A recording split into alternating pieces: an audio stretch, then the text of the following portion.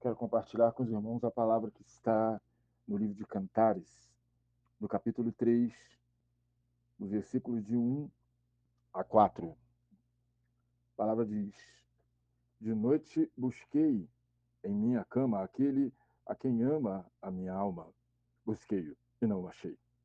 Levantar-me-ei, pois, e rodearei a cidade, pelas ruas, pelas praças, buscarei aquele a quem ama a minha alma. Busquei-o e não o achei.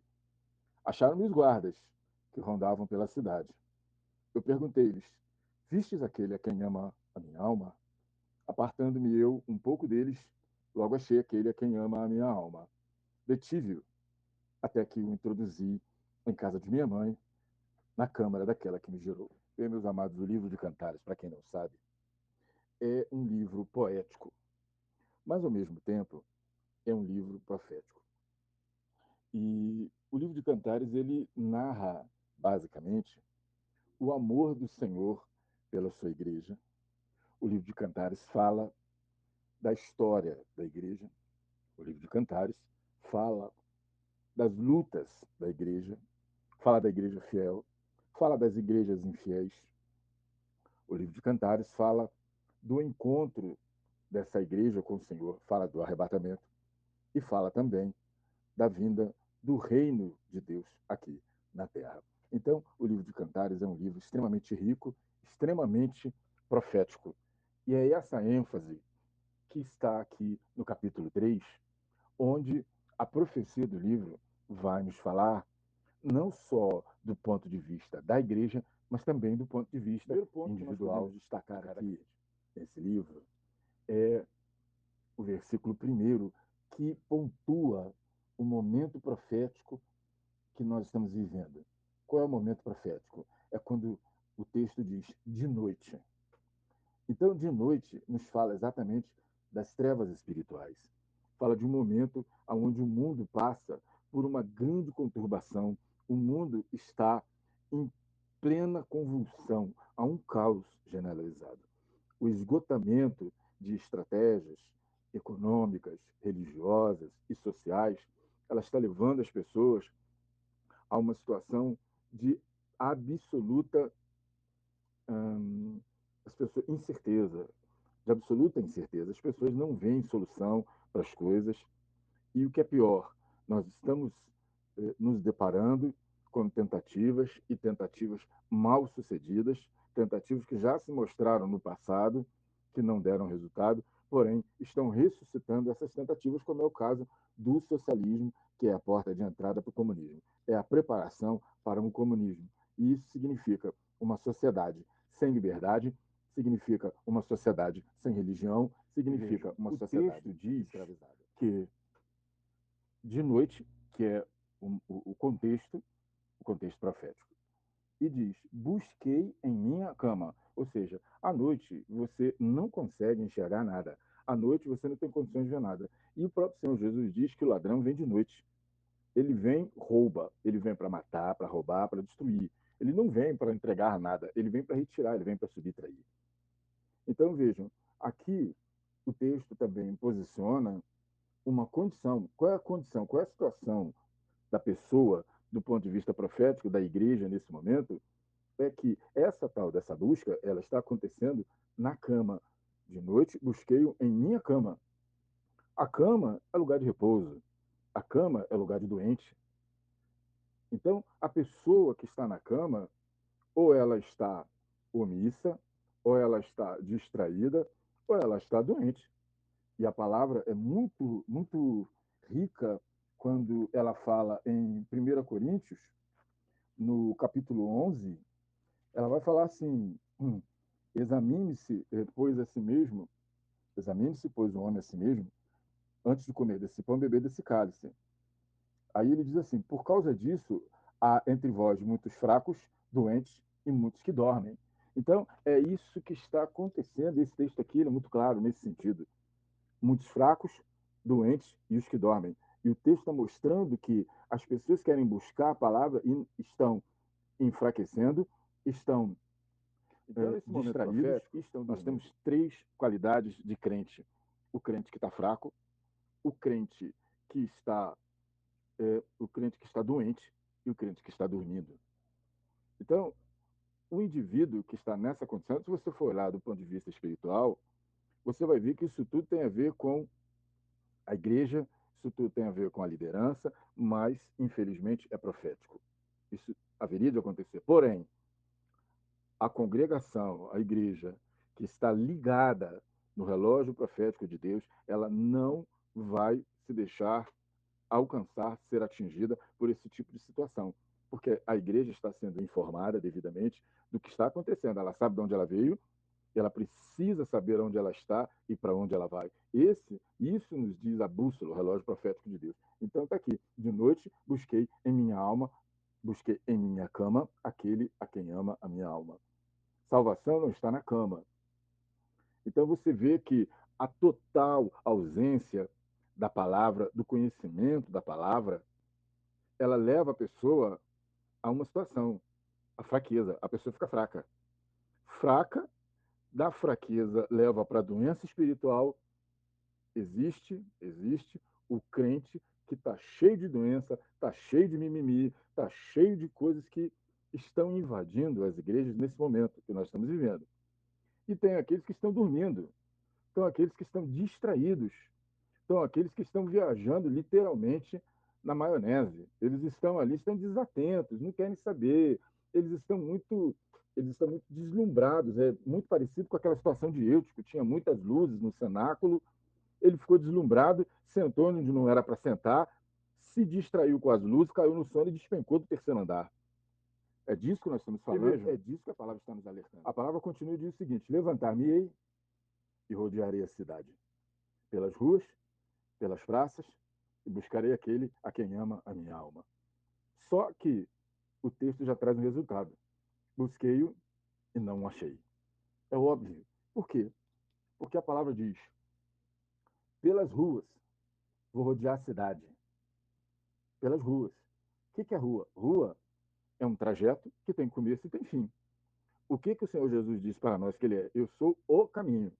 Então, rua, você tem inúmeras dentro de uma cidade. Mas o caminho é um só. O caminho tem começo, mas ele não tem fim. Depende do objetivo que você quer atingir. Como nosso objetivo é alcançar o Senhor para que ele possa nos levar a uma eternidade com Deus, então esse caminho não tem fim, é a eternidade.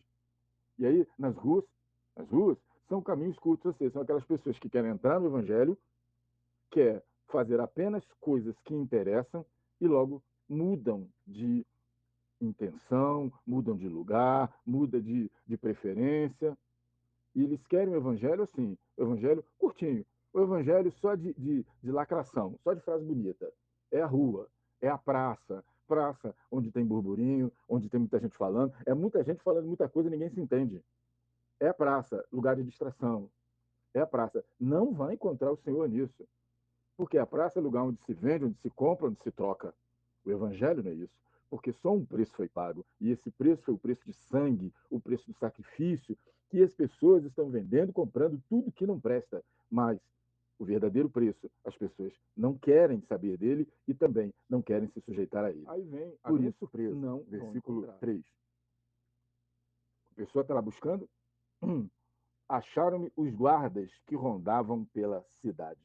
Veja, e aí a pergunta que vem: vistes aquele a quem ama minha alma? Óbvio que não.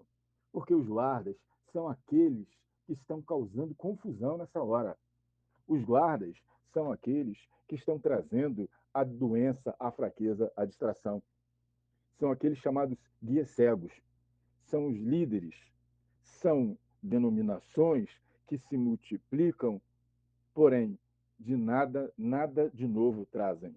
E cada vez mais a igreja vai se distanciando das origens, da essência do verdadeiro evangelho do Senhor Jesus de Nazaré. E nesse ponto, e todos sabem que eu tenho uma crítica à teologia profissional, porque ela foi entregue nas mãos de teólogos liberais desde o início, porque foram aqueles que começaram a escrever. E para quem não sabe, esse tipo de ideologia teológica, teologia liberal, é aquela teologia que nega tudo que a Bíblia tem de sobrenatural, de místico, nega tudo. Só fica aquilo que a ciência pode comprovar. Então, quando você vai entrar para um curso de teologia, você chega lá na faculdade, você entra frio e sai gelado. Você sai pior do que tampa de caixão. E o pior, caixão com morto dentro. E eu estou cansado de ver pessoas bacanas, pessoas bem intencionadas, que vão fazer um curso de teologia achando que vão voltar de lá, sabendo de tudo e sair de lá sem saber nada. E o que é pior, perde a fé, enfraquece, adoece e depois morre espiritualmente. Os guardas que rodeiam a cidade são aquelas denominações que querem cercar você dentro da cidade, que quer manter você dentro da cidade.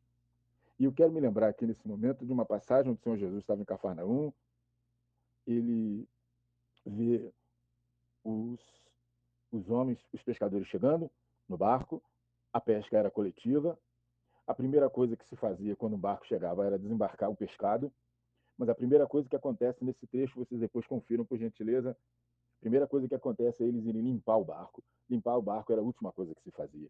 Então alguma coisa de muito grave havia acontecido. E o Senhor Jesus vê a multidão se aglomerando, vê os olhos entristecidos dos homens por uma madrugada inteira de pesca fracassada, não conseguiram nada. Ele chega daquele jeitinho dele, porque ele estava diante de homens experientes, de várias gerações representadas naqueles homens, gerações de especialistas em pesca, especialistas em barco, especialistas em mar. Ele chega para aqueles homens e entra no barco e dá uma palavra para eles: afasta da terra. A palavra que ele deu ali foi afastar da terra. E aí ele começa a ensinar aquele povo, ele começa a falar com o povo, ele começa a trazer um alimento que aquele barco não poderia trazer, que era justamente o alimento para a alma. E ele diz: afasta-te da terra. E tem momentos para você poder se conectar com Deus. Você precisa se afastar da terra, da cidade, das modas, das invenções. Você precisa se afastar. E é isso que o texto está nos mostrando, porque os guardas cercavam a cidade, cercavam para você não sair, para você ficar aprisionado nessas coisas que tanto vêm assolar, coisas que entram dentro da sua casa pelo celular, pela internet, pela televisão, e as mais das vezes pelas igrejas também, porque as igrejas não sabem o que fazer, não sabem como lidar com esse tipo de fenômeno. Então eles começam a trazer essas coisas para dentro da igreja para ver se mantém o crente dentro da igreja. As igrejas estão cercando o crente, as igrejas estão lidando com o crente como se fosse gado, propriedade.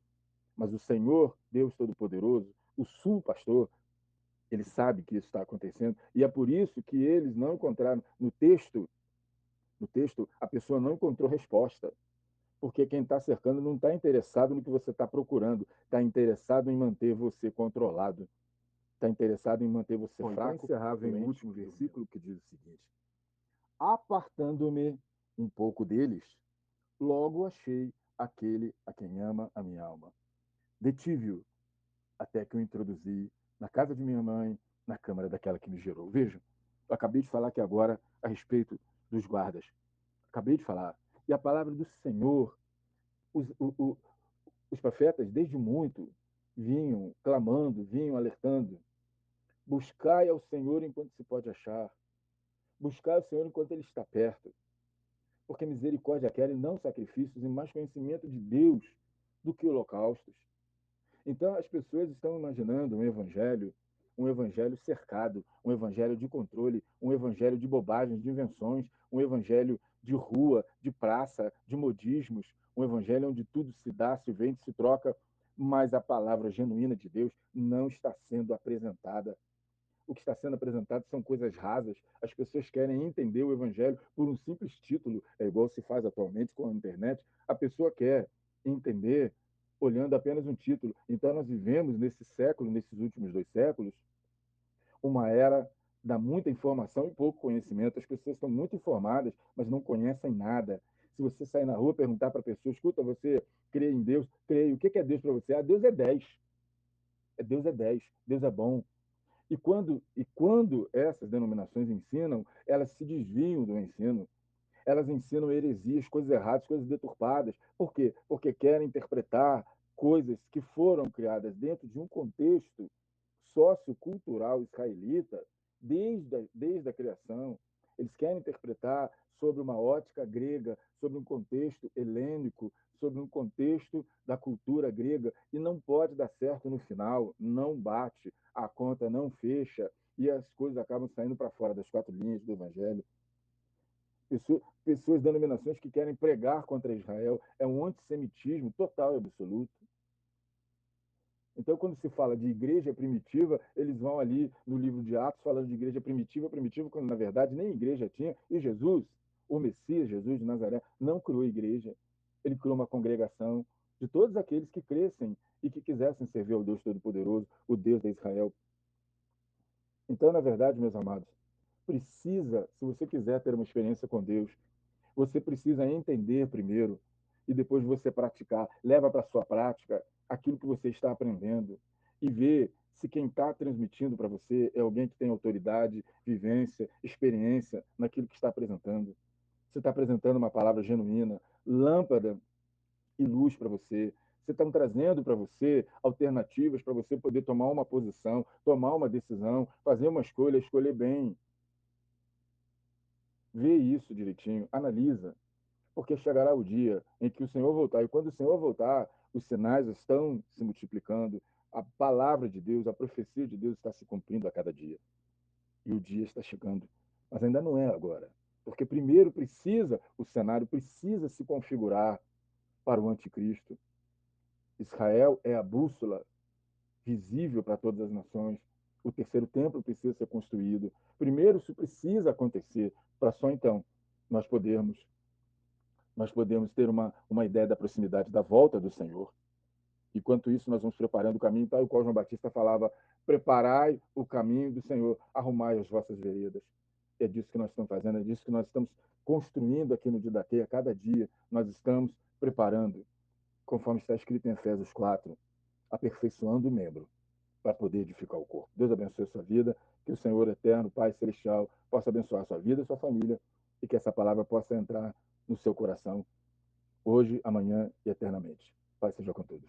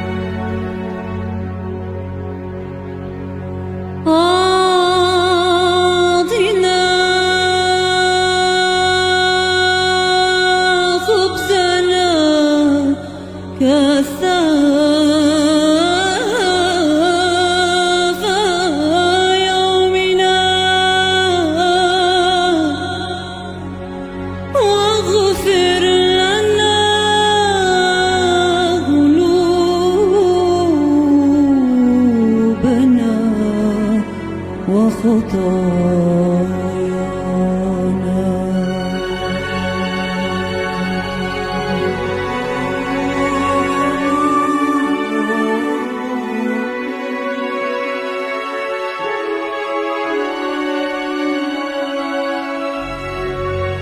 كما نحن نغفر لمن أخطأ وأساء إلينا،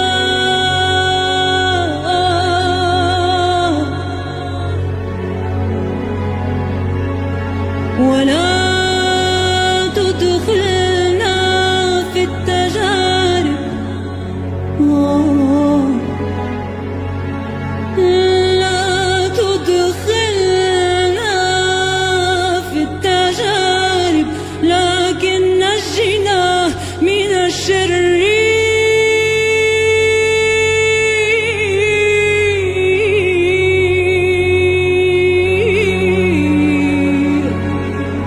لأن لك القدرة